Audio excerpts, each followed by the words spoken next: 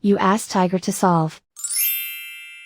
This deals with linear equations with one unknown.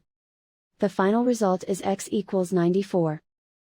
Let's solve it step by step. Simplify the expression. Expand the parentheses.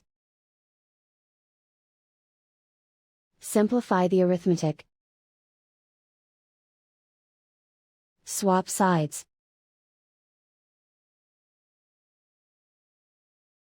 Group all constants on the right side of the equation. Add 810 to both sides. Simplify the arithmetic.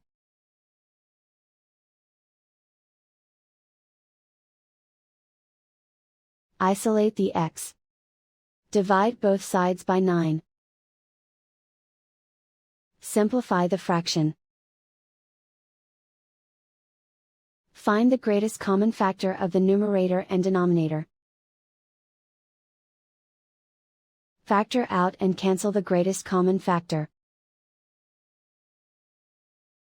And so the final result is x equals 94.